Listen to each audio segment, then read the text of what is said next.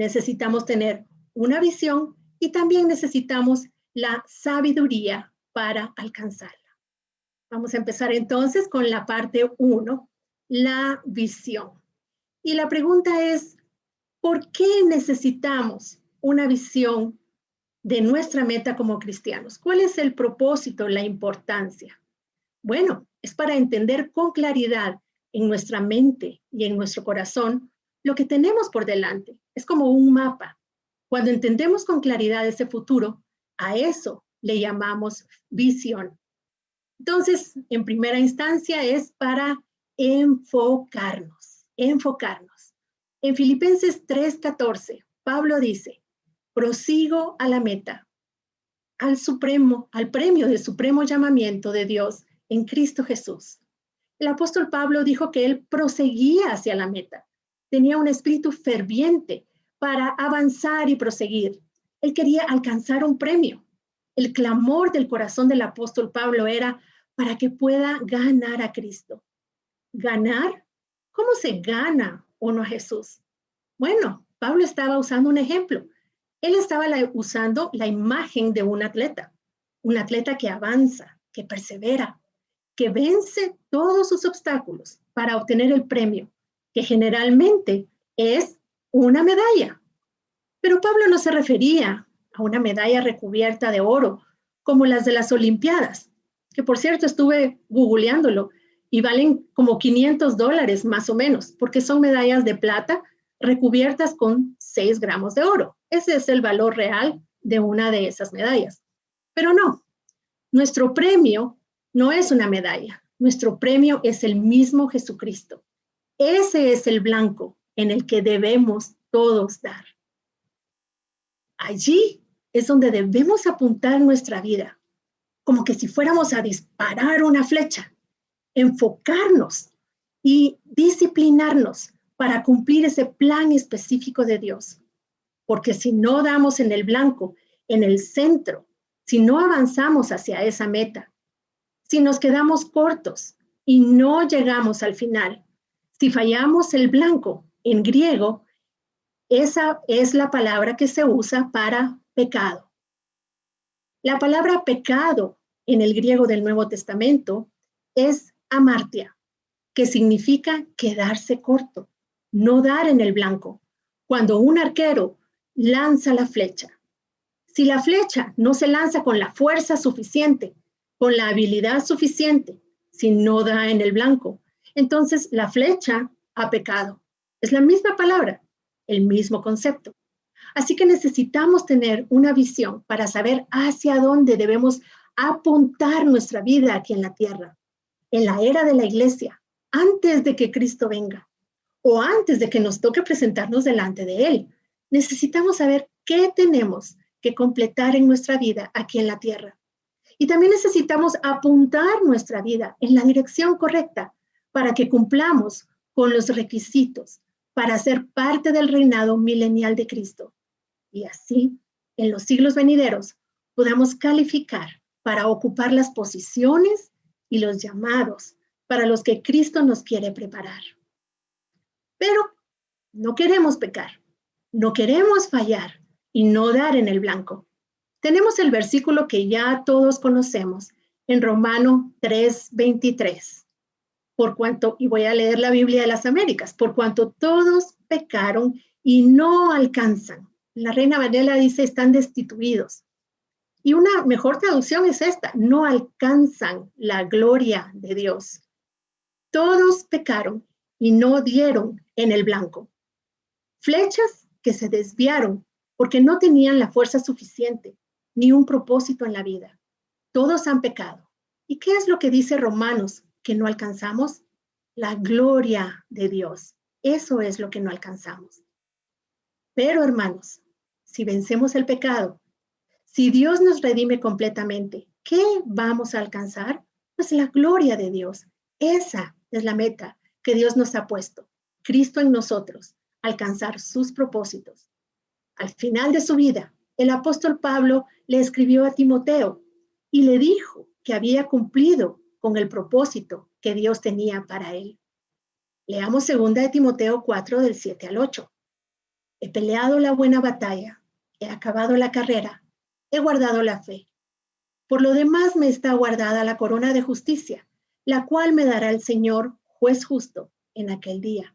Y no solo a mí, sino también a todos los que aman su venida. Pocos meses antes de ser martirizado, la segunda carta que le envió a Timoteo fue la última carta que escribió a la iglesia. Y al final de ese último capítulo dijo, he peleado la buena batalla, he guardado la fe, he terminado mi carrera. Él sabía que el tiempo de su partida se acercaba, pero que al partir entraría en la gloria, que no se presentaría delante del Señor como un atleta, un corredor que había terminado su carrera, que había cumplido con su propósito de estar aquí en la tierra, que había ganado una corona. Y hermanos, como cristianos necesitamos tener la visión de nuestra meta para mantenernos enfocados, así como estuvo Pablo. El Señor Jesucristo, Él sí tuvo una visión muy clara de lo que debía alcanzar en su vida aquí en la tierra. Las primeras palabras registradas de Jesús fue cuando Él tenía 12 años. José y María regresaban de Nazaret al terminar la fiesta judía y no se dieron cuenta de que Jesús no iba con ellos. Él se había quedado en el templo durante varios días, haciéndole preguntas a los doctores de la ley y hablándoles, y todos estaban sorprendidos del entendimiento que él tenía de la palabra de Dios. Y cuando llegaron José y María, que finalmente lo encontraron, él dijo estas palabras que están en los 2:49. ¿Por qué me buscabais?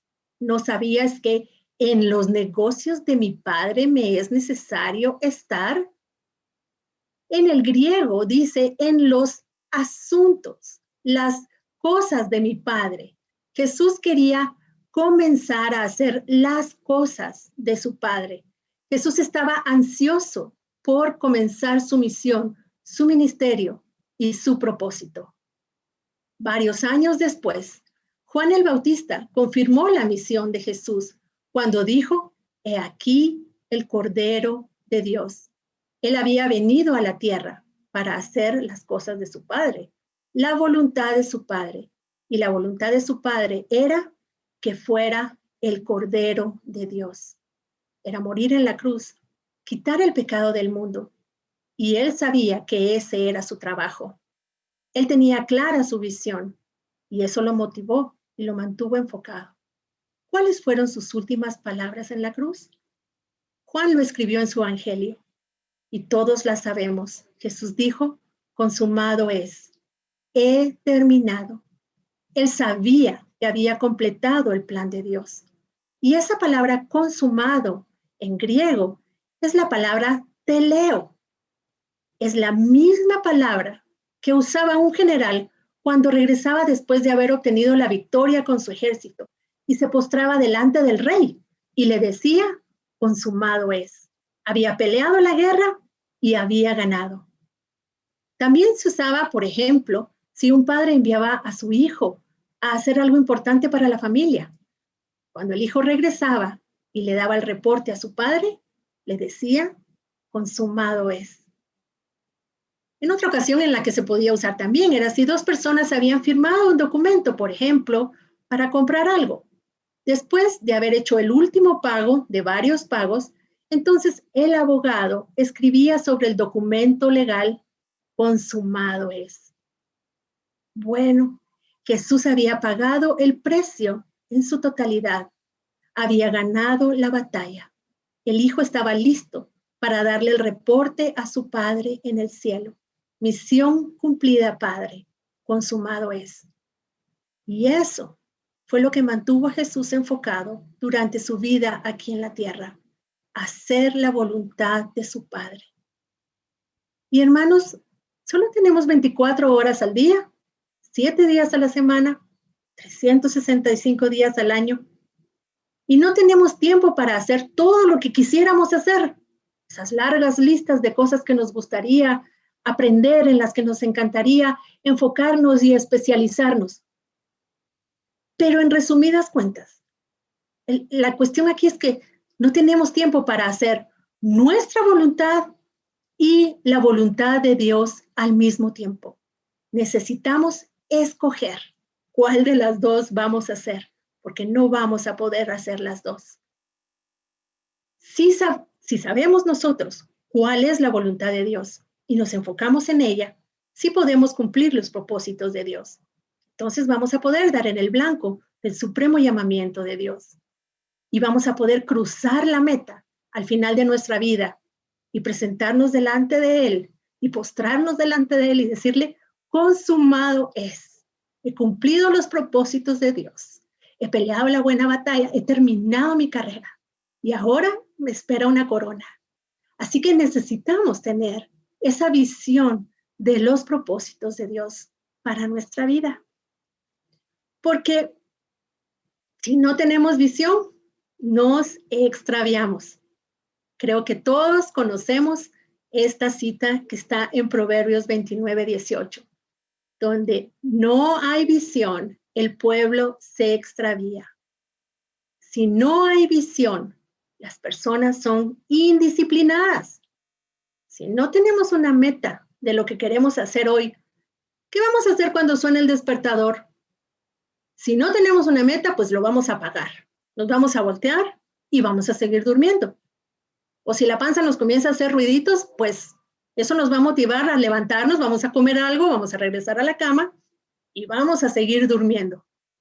Sin una visión, no tenemos la necesidad de lograr algo, de alcanzar algo. No vamos a lograr mucho en esta vida. Necesitamos la guía de Dios para alcanzar los propósitos de Dios. Y no se trata de hacer lo que otros dicen que hay que hacer, lo que la sociedad dice que se supone que debemos hacer. El mundo, la sociedad y también nuestras propias metas nos programan respecto a lo que debemos lograr en esta vida. Y si tus metas son de este mundo, pues quizás tengas éxito en este mundo, pero cuando mueras, ese éxito se va a quedar en este mundo. Y recordemos que este mundo va a pasar.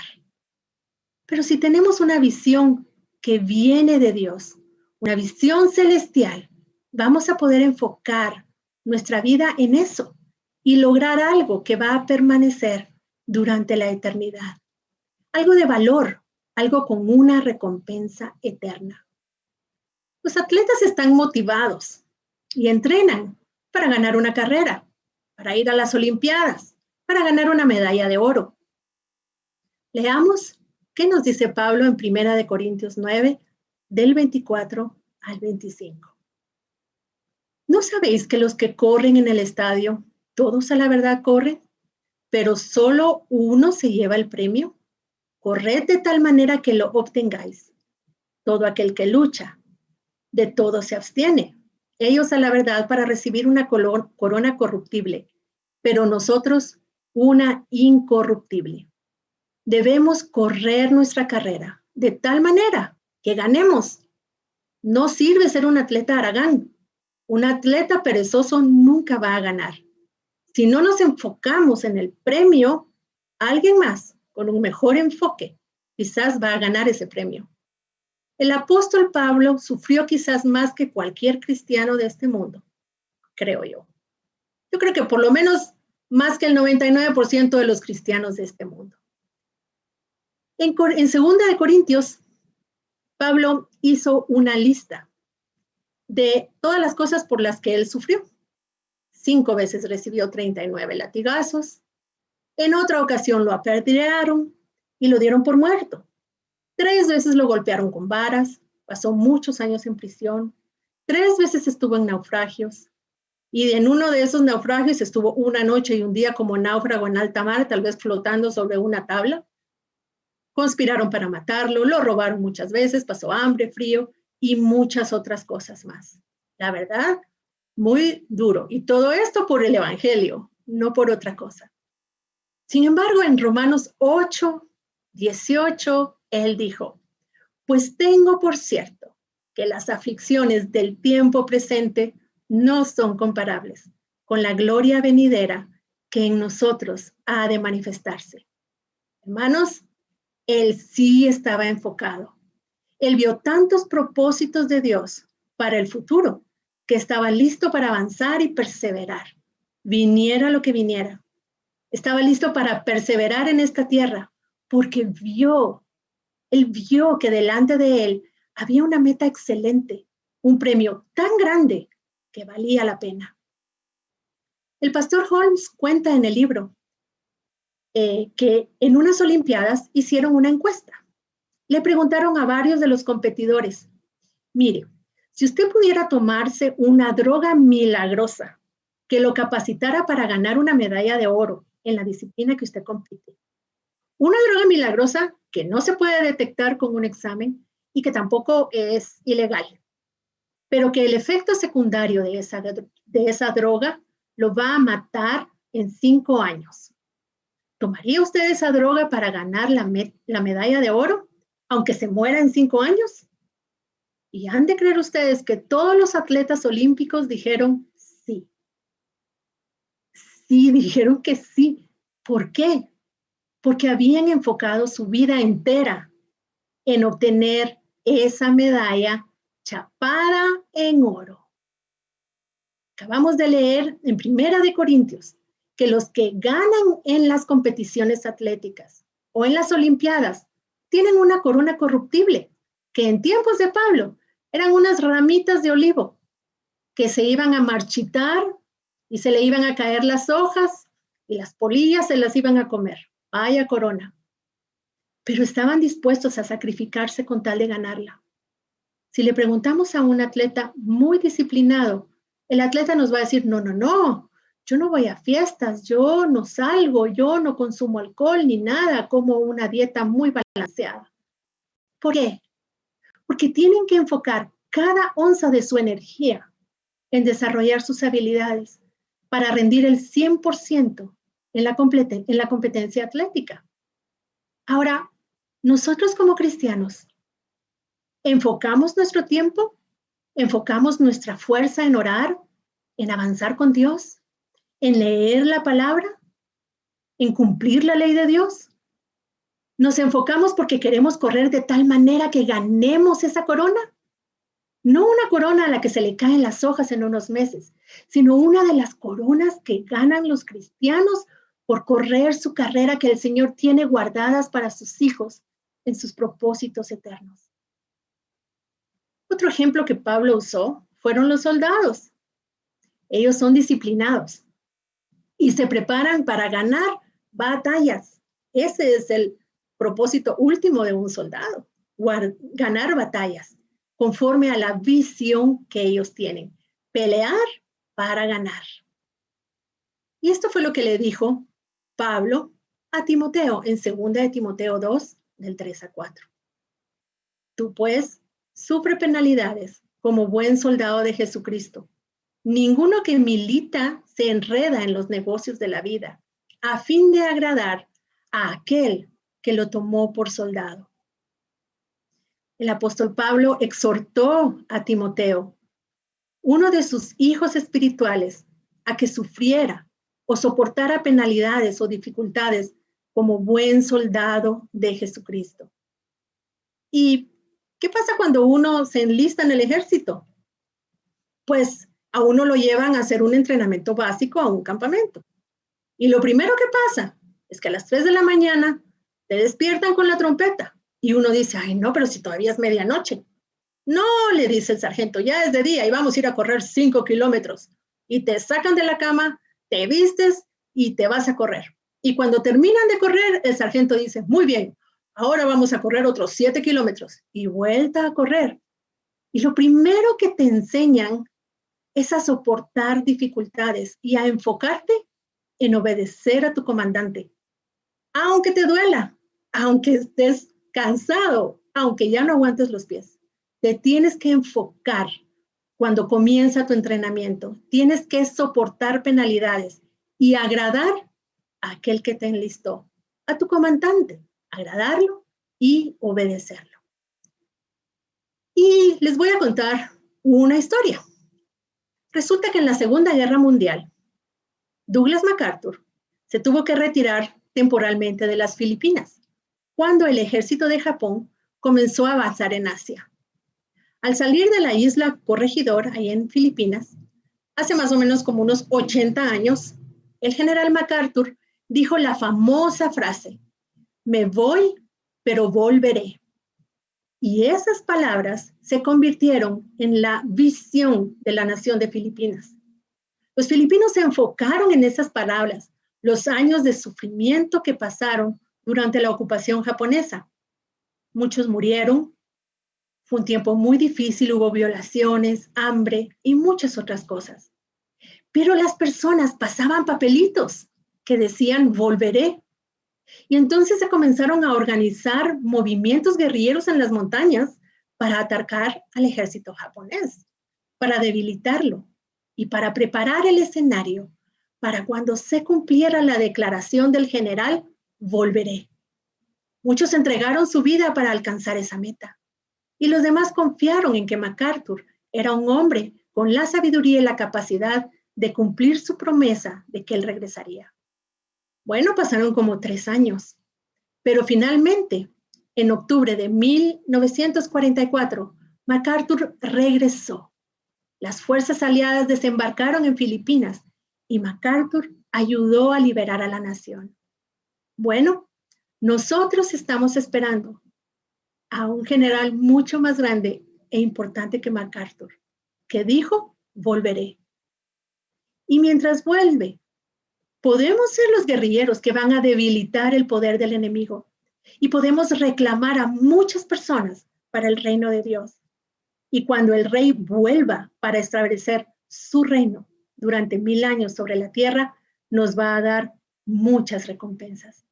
Necesitamos tener la visión de un soldado que está listo para consagrarse a la visión de ganar, que sabe que habrá una segunda venida del Rey de Reyes y Señor de Señores.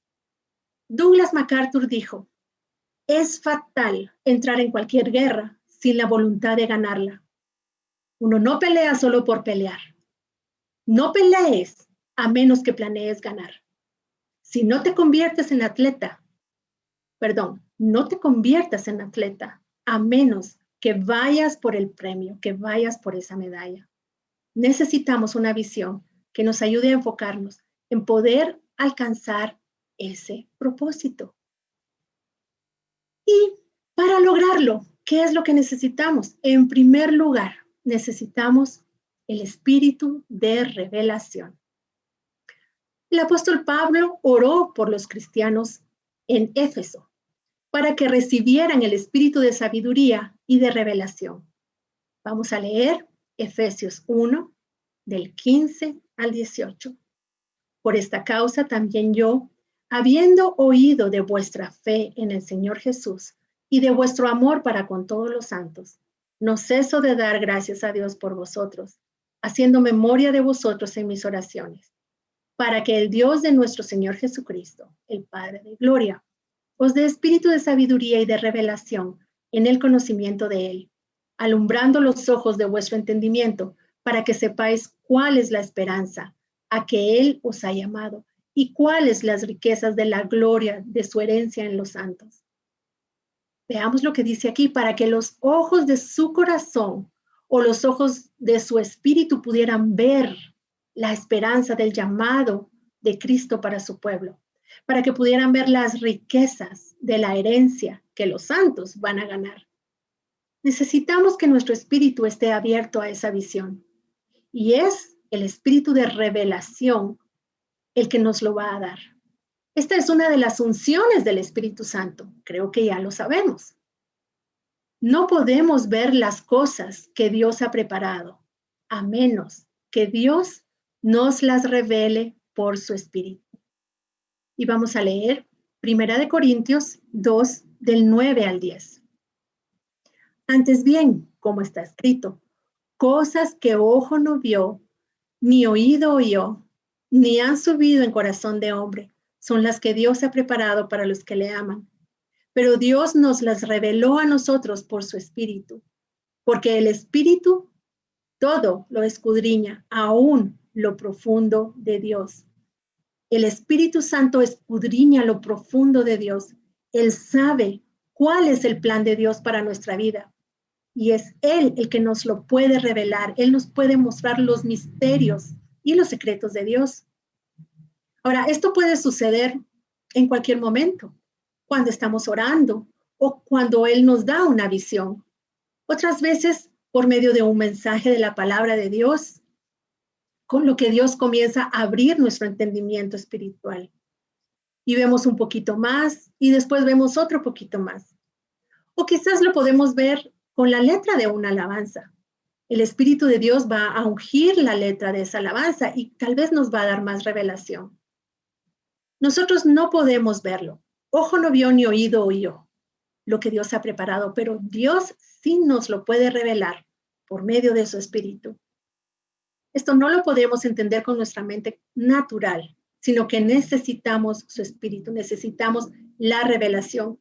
Y por eso fue que Pablo oró por los efesios, para que recibieran ese espíritu de revelación. Por eso él les escribió esta carta, varios años después de que había ayudado a establecer la iglesia allí en Éfeso. De hecho, la primera vez que él fue, ya había cristianos allí. En Hechos 19 dice cómo Pablo ayudó a establecer un fundamento sólido en los nuevos creyentes. Y una cosa que hizo fue imponer sus manos sobre 12 de los miembros de la iglesia que comenzaron a hablar en lenguas y a profetizar. Era una iglesia pentecostal. Ellos fluían en los dones del Espíritu Santo, conocían diferentes unciones del Espíritu Santo. Pero cuando Pablo les escribió la carta, él les dijo que estaba orando para que ellos recibieran más unciones. Les dijo que había orado al Padre para que recibieran el espíritu de sabiduría y revelación. Los cristianos de la iglesia de Éfeso necesitaban más unciones del Espíritu Santo para avanzar hacia la madurez, para que vieran todo lo que Dios tenía, para que estuvieran plenamente preparados para dar en el blanco del supremo llamamiento en Cristo Jesús. ¿Qué es lo que el Señor quiere que alcancemos en los próximos 10 o 15 años? ¿Qué tenemos que hacer para estar listos para el reino venidero de Cristo, para poder gobernar y reinar con Cristo en el reinado de paz sobre la tierra? ¿Qué podemos hacer para estar listos para el nuevo cielo y la nueva tierra, para planificar ser todo lo que Dios quería que fuéramos durante la eternidad? Hay personas que tienen una visión muy limitada. Simplemente sobreviven una semana en el trabajo para poder distraerse el fin de semana y pasarla bien. Otros trabajan muchas horas para que cuando sean mayores puedan disfrutar las cosas de la vida. Pero nosotros como cristianos queremos poner nuestros ojos en una visión mucho más elevada, algo que nos lleve hacia la gloria eterna y el gozo eterno y las recompensas eternas. Para ser grandes en el reino de Dios, necesitamos escudriñar los planes de Dios. Y vamos a leer entonces en Proverbios 25:2. Gloria de Dios es encubrir un asunto, pero honra del rey es escudriñarlo. Y esto puede sonar extraño. Este versículo básicamente dice, Dios es alabado cuando esconde algo, pero el rey es alabado cuando busca lo que Dios escondió y lo encuentra. Ahora, ¿por qué Dios se glorifica escondiendo algo? ¿Y por qué se glorifica el rey cuando busca y encuentra lo que Dios escondió? En primer lugar, debemos entender que las cosas del reino de Dios están escondidas a los ojos del pecador. Los ojos de los pecadores no están preparados para ver la gloria de los propósitos de Dios para el futuro. Jesús dijo en Mateo 7:6, no deis lo santo a los perros, ni echéis vuestras perlas delante de los cerdos, no sea que las pisoteen y se vuelvan y os despedacen. Aquí Jesús está comparando a los pecadores con perros y con cerdos, al decir, no les den los tesoros a personas impuras, porque no los van a valorar, los van a rechazar. Si uno trata de darle perlas a unos cerdos, pues ellos van a salir corriendo para tratar de morderlas. Pero cuando las sientan duras, las van a escupir y las van a pisotear. Y además te van a atacar para que les des comida de verdad, comida podrida. Las van a desperdiciar. porque un cerdo no tiene la capacidad de apreciar el valor de una perla. De la misma forma, un pecador no tiene la capacidad de apreciar el valor de los llamados de Dios, de los dones de Dios, de los propósitos de Dios para el futuro de los redimidos. Es por eso que Dios esconde sus tesoros y sus glorias, para que no sean desperdiciados y rechazados y pisoteados por los pecadores. Por eso Jesús dijo que el reino de Dios es como un tesoro que está escondido en un campo, o que el reino de Dios es como un comerciante que lo está buscando. Y cuando encontró el tesoro, cuando encontró la perla de gran precio, vino y vendió todo lo que tenía para obtenerlo. Nosotros debemos ser como ese comerciante que puede evaluar y apreciar lo que es importante en la vida, que tenga metas y prioridades correctas y que no se conforme por ignorancia con lo que no tiene valor. Debemos aprender a reconocer lo que sí es valioso en esta vida, y no solo en esta vida, sino en la eternidad. Es por eso que la gloria de Dios es descubrir o esconder los tesoros. Y si aprendemos a buscar y a encontrar los tesoros de Dios, nos vamos a convertir en reyes, porque es gloria del rey buscar y encontrar el tesoro. Si buscamos lo que Dios ha escondido, quiere decir que lo valoramos lo suficiente como para hacer todo lo necesario para encontrarlo y obtenerlo. Si tenemos que orar, oramos. Si tenemos que ayunar, ayunamos. Si tenemos que escudriñar las escrituras, las escudriñamos. Si tenemos que ir o venir al Instituto Bíblico en Zoom para prepararnos, pues lo hacemos. Si tenemos que guardarnos de las cosas vacías de este mundo para no contaminarnos, pues nos guardamos y nos enfocamos para poder obtener esos tesoros, para ganar a Cristo, como dijo el apóstol Pablo. Por eso necesitamos el espíritu de revelación, para que Él nos dé la visión y nos muestre cuál es la esperanza de nuestro llamado, para que abra los ojos de nuestro espíritu y de nuestro corazón, para que entendamos en realidad cuáles son los planes de Dios y estemos enfocados. Y cuando entendamos en qué consiste la corona que nos espera, los galardones, la medalla de oro, entonces vamos a poder consagrar nuestra vida y enfocarnos para obtenerlas, para obtener lo mejor que Dios tiene para nosotros, para que no estemos conformes con ser cristianos al 30 por 1, como dijo Jesús en Mateo 13. En el día del juicio, ¿queremos ser cristianos que han dado fruto al 30 por 1 o al 100 por 1? Si damos fruto al 100 por 1 y hemos cumplido con todo el plan que Dios tenía para nuestra vida, entonces vamos a obtener el 100% de los galardones y las bendiciones y el gozo de Dios. Y vamos a estar en la posición que Él tenía para nosotros en su reino, que va a perdurar durante de miles de millones, de millones, de millones de años. Por eso necesitamos el espíritu de revelación.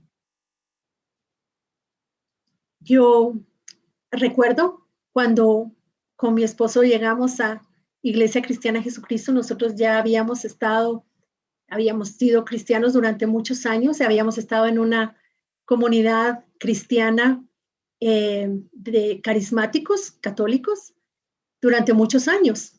Un lugar muy lindo donde nacimos de nuevo, donde nos cuidaron, donde nos amaron, donde estábamos muy, muy ocupados haciendo muchas cosas. Y cuando llegamos a Iglesia Cristiana y al instituto, para mí fue muy impactante, porque lo que yo sentí que lo que sucedió en mi vida fue que el Señor elevó el estándar de una manera tremenda. Y quizás no es que en el otro lugar las cosas se hicieran mal, sino que era el Espíritu Santo no me lo había revelado todavía. Y para mí fue algo muy importante porque el Señor me mostró que yo había quedado estaba como una chiquitita, estaba como una bebita que no había madurado, que no había crecido, porque no había tenido esa visión. Y lo que pasaba era que allí en la iglesia, la prédica, y luego cuando empezamos a ir al instituto, y fue divertido porque estábamos yendo a la iglesia y había una hermana preciosa a la que amo muchísimo, una mujer muy linda, muy especial, una madre de Israel realmente.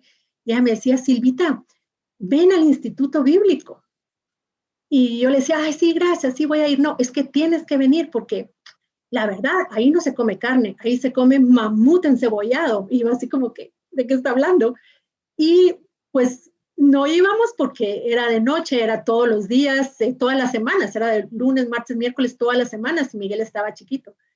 Pero cuando finalmente fuimos, me quedé admirada y me quedé impactada, porque el Señor, como les digo, elevó mi visión. Él me reveló, el Espíritu Santo me mostró una meta muy alta que parecía inalcanzable, pero eso es lo que me ha mantenido enfocada todo este tiempo para buscar y para continuar y para avanzar. Bueno, ¿cuál es la visión de nuestro supremo llamamiento? Pues nuestro llamado, como vimos, es ser conformados a la imagen de Jesucristo. En Romanos 8:29 leemos, porque a los que antes conoció, también los predestinó para que fuesen hechos conformes a la imagen de su Hijo, para que Él sea el primogénito entre muchos hermanos. Dios Padre nos conoció desde antes y nos predestinó. Planificó desde antes de la fundación del mundo que seríamos hechos conforme a la imagen de su Hijo Jesucristo, para que Jesús fuera el primogénito, el hermano mayor de todos los hijos de Dios. En la primera carta de Juan tenemos otra referencia a nuestro llamado. En primera de Juan 3:2, Juan dice, amados, ahora somos hijos de Dios y aún no se ha manifestado lo que hemos de ser. Pero sabemos que cuando Él se manifieste seremos semejantes a Él, porque le veremos tal y como Él es. Cuando Cristo sea manifestado, seremos como Él es, transformados a su imagen, su carácter, su naturaleza. Y eso es algo que desde ya podemos hacer. Podemos invitarlo para que venga a cambiar y a transformarnos conforme a su imagen. Otra referencia la encontramos en Colosenses, que leímos al principio, Colosenses 1 del 26 al 27. El misterio que había estado oculto desde los siglos y edades, pero que ahora ha sido manifestado a sus santos, a quienes Dios quiso dar a conocer las riquezas de la gloria de ese misterio entre los gentiles, que es Cristo en vosotros, la esperanza de gloria. Un misterio de Dios que ahora pueden conocer todos los que sigan al Señor, todos los que busquen la perla de gran precio. Podemos experimentar que Cristo en nosotros es la esperanza de gloria, que no tenemos que pecar continuamente, podemos ser libres y no podemos estar siempre imposibilitados de alcanzar la gloria de Dios, sino que sí podemos alcanzarla. Otra cita importante en este tema la encontramos en Hebreos 2:10. Porque convenía que aquel por cuya causa son todas las cosas y por quien todas las cosas subsisten, que habiendo de llevar a muchos hijos a la gloria, perfeccionase por aflicciones al autor de la salvación de ellos. Convenía a Dios Padre, quien hizo todas las cosas y por quien todo fue hecho, que Él lleve a muchos hijos a la gloria. Y para hacerlo, primero tuvo que perfeccionar a Cristo, el autor de nuestra salvación, por medio de aflicciones. Como hijo de Dios, Jesús era perfecto antes de venir a la tierra, pero no era perfecto como redentor, sino hasta que estuvo en la cruz. Él era perfecto como persona, pero su ministerio tenía que ser perfeccionado. El autor de nuestra salvación, quien nos va a transformar para que seamos como Él es, tuvo que ser perfeccionado por medio de sus sufrimientos.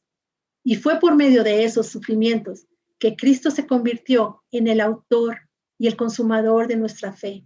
que llevará a muchos hijos a la gloria. Por eso Él es nuestro sumo sacerdote. Por lo tanto, el supremo llamamiento de cada cristiano es Cristo en nosotros, que va a crecer y que va a madurar. Él nos va a cambiar y nos va a conformar a su imagen para que nos convirtamos en hijos de Dios maduros para su gloria.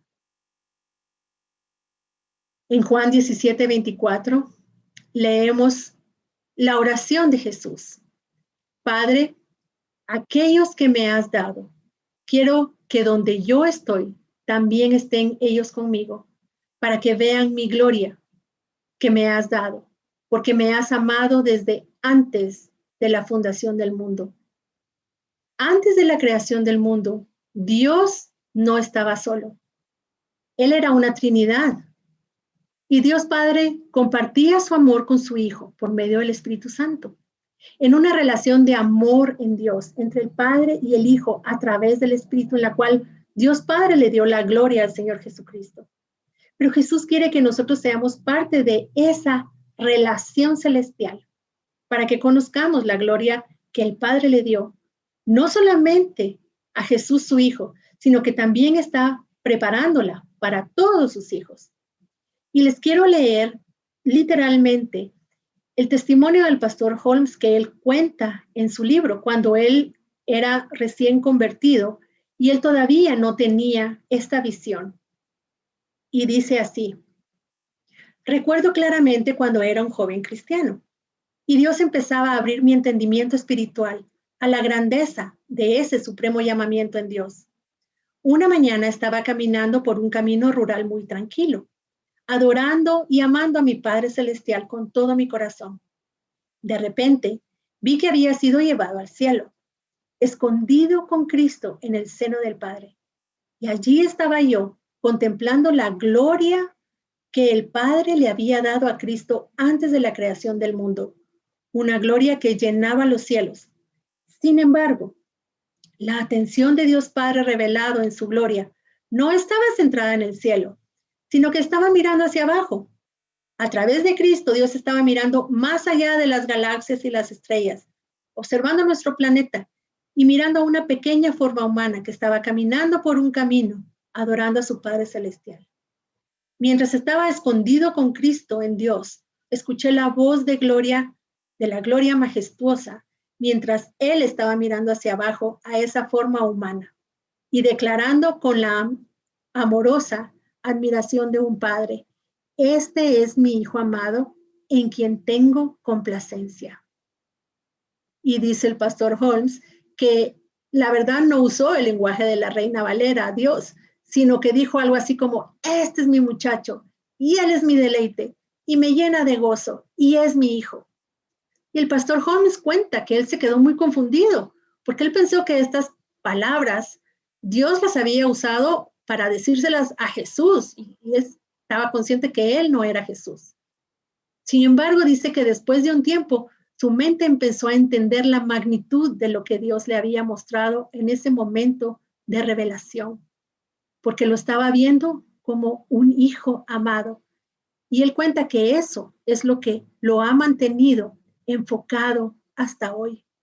Y hermanos, nosotros necesitamos que los ojos de nuestro entendimiento sean abiertos para que podamos ver cuál es la gloria de nuestra herencia, la cual Dios no solo tiene preparada para Jesús, el Hijo de Dios, sino también para todos sus hijos, para todos los que hemos nacido de nuevo y nos estamos transformando a la imagen de Cristo, que Él nos está preparando para estar unidos a Cristo en la gloria de Dios, para entrar en esa conversación eterna de amor que Dios Padre tiene con su Hijo, porque nosotros somos sus hijos amados, en quienes Él tiene complacencia. El plan de Dios no es solamente para salvarnos del infierno. Hay personas que buscan a Dios porque tienen miedo de lo que les va a pasar cuando se mueran. Necesitan un seguro contra incendios. Bueno, es una buena idea el seguro, pero más allá de escapar de las llamas del infierno, está la visión más elevada de ir al cielo, de estar listos para ir al cielo. Pero más allá de estar listos para ir al cielo, Dios quiere que nos preparemos para el milenio que se acerca. Viene un gran avivamiento, viene algo maravilloso del Señor y luego vendrán esos 1000 años del reinado de Cristo sobre la tierra.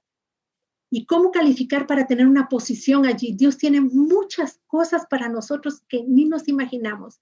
No debemos tener una visión pequeña, hermanos.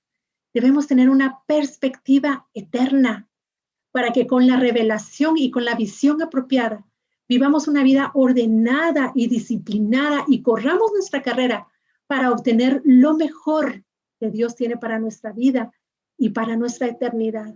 No solamente una bendición temporal que se va a desvanecer o se va a perder. Queremos prepararnos para todos los planes que Dios tiene para nuestra eternidad.